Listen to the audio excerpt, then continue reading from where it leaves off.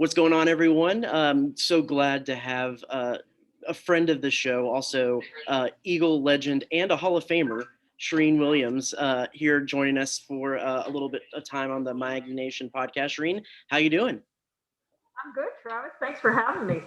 Yeah, it's always great to hear your insights and get to know what's going on in the world of the draft. Because what I know drafts with last year, it threw everything off with it being virtual and stuff. But how many drafts do you have under your belt at this point? Oh, well, my first year on the NFL was 1994. So you could probably calculate many of those I went to the draft because, of course, the first many years I was doing this, it was in New York.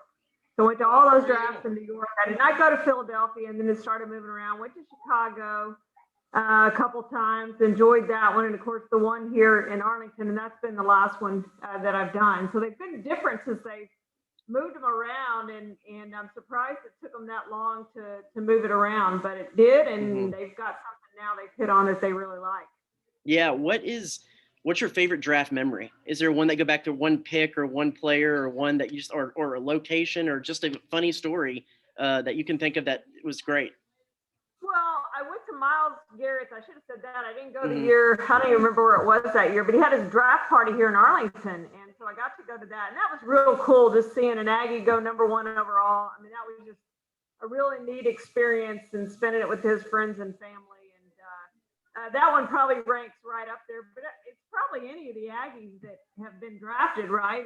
Have been just super cool. But you know, I was there when Aaron Rodgers slid down in the draft, and you saw him in the green room as he's sliding down after the 49ers chose Alex Smith over him with the number one overall pick. So it obviously worked out for him. So that's one that stands out. I mean, there's just a ton of Warren Sapp and I have become really good friends. When I worked for covered the Tampa Bay Buccaneers for the Orlando Sentinel, Warren was from Orlando and drafted by the Bucs. So we hit it off right away. And so it was fun seeing him go to the Bucs. And that was my first draft, I think. Seeing him go to Tampa was really, really cool.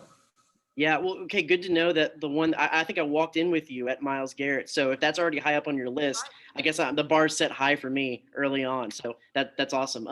Well, let's start off. I know, of course, we have a lot of Aggies again that could be taken in this draft. Let's start off with the season. I know you, of course, follow the Aggies.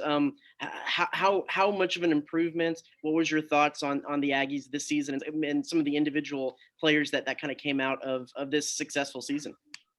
Well, I'm not going to lie. I think we all saw the Vanderbilt game and go, oh, my gosh, these guys are awful. This is just awful football. They're not going to be very good, right? And from that point on, they just kept getting better and better and better, culminating in the Orange Bowl victory. And, I've been around A&M football a really long time and know a lot of the history and have written about it. And I would rank this season right up there with some of the best in A&M history. And, I think you obviously put the Johnny Manziel first year, the Heisman Trophy year up there, and of course the 1939 National Championship, but I didn't get to see that one. So there just Sir Parker's touchdown in the Big 12 championship game to upset Kansas State obviously was very special. There's so many great memories. But when you start looking at the best teams, the greatest teams, I just think this team ranks right up there. And forget that it was COVID. I think you just throw that out the window. I mean, in fact, it was probably even harder with what they had to do with daily testing and trying not to get COVID and playing an all SEC schedule. I mean, they didn't get to play the Lamars and Stephen F. Austins and those types of teams that are easy wins. They give, some guys some playing time and, you mop up. They didn't get any of that. So they had to play a full SEC schedule. It was very difficult, and they got through it with only one loss, and I thought that was magnificent on their part. And look, I'll be the first to say, because I've said this ever since, I think the best case scenario worked out for A&M, where they didn't go back. They didn't make the Final Four. They didn't go back to play Alabama. I don't think they would have beaten Alabama. I think it would have been closer, but people would have still said they didn't belong. They shouldn't have been there. C. And you end the season on a low note, and you end the season with 2 losses to Alabama and go, good gosh, how are we ever going to catch Alabama? Well, now you're left to wonder how much closer they got to Alabama at the end of the season. You're left on a high, right? I was at an event over the weekend and people were posing, including me, with the Orange Bowl trophy. And it just ended the season on a high that they wouldn't have had they gone into the Final Four and played Alabama and lost to Alabama in a big way, which I think would have happened. Again, I think it would have been closer than the first meeting, but what does that get you? Nothing. You still end the season on a low note. So best case scenario worked out. We're all talking about this team. We're all talking about this quarterback and what he's done. We talked about Johnny changing the culture. I think Kellen, in some ways, changed the culture that was lost after Johnny when you had all the quarterbacks transfer. You couldn't keep a quarterback here who were great quarterbacks. And we saw Kyler go number 1 overall in the draft. We've seen Kyle Allen start games. And the Aggies couldn't keep those quarterbacks around. But I think Kellen has done some things to kind of make this a hot university for quarterbacks again.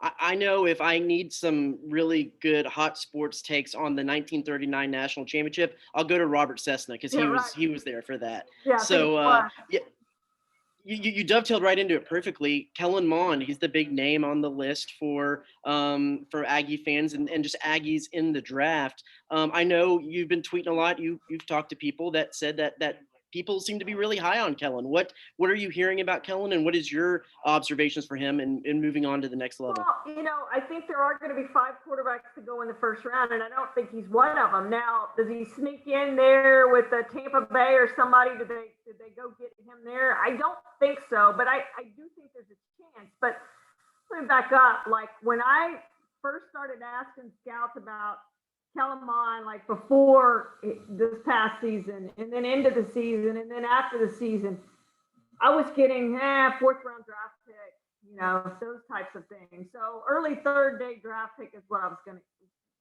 where he was gonna go, and he's improved that with the way he's played over this last season. He improved his draft stock, and there was no way to do it going to the combine. You couldn't show anything there, and I think that hurt some of these guys. He might have had a great combine.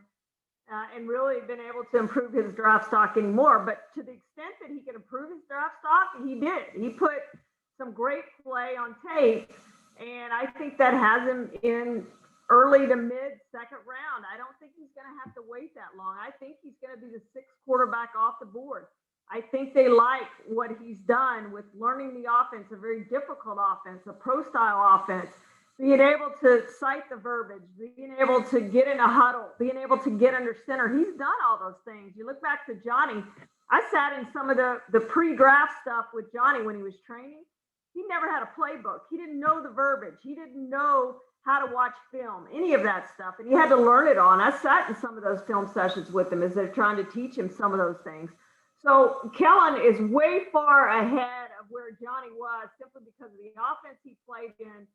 And the amount of experience that he got. So that's going to bode well for him. I think as he goes to the NFL, he's probably being drafted in the 2nd round, going to go to a team that already has a veteran quarterback. So he'll start his career on the bench. That's great. He should embrace that, whether it's a Tom Brady or Andy Dalton or a Kyle Allen and that group in Washington, Ryan Fitzpatrick.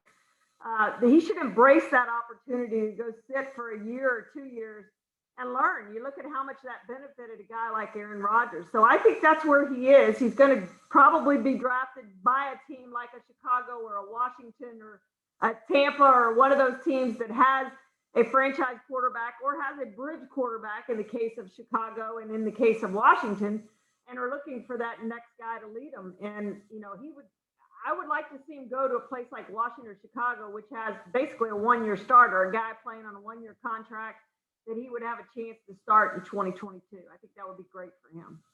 Yeah, of course.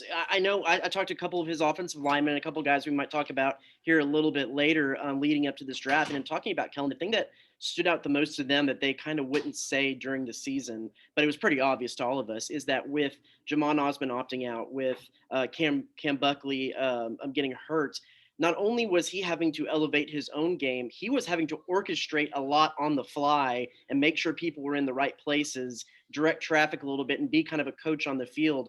Is that something that necessarily sticks out to coaches, or does that go into exactly what you're talking about with that step above Johnny, knowing the playbook, having just a little bit more football IQ?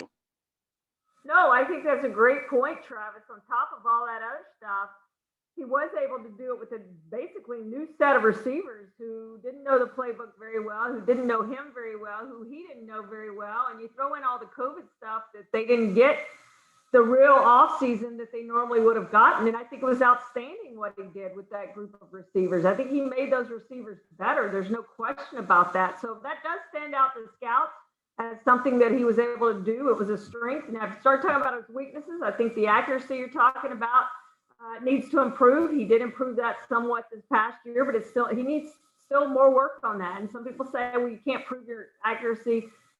That's just not something you can improve. I think you can, and I think based on how he's done, I mean, we saw it in the LSU game. We saw it in the first Clemson game.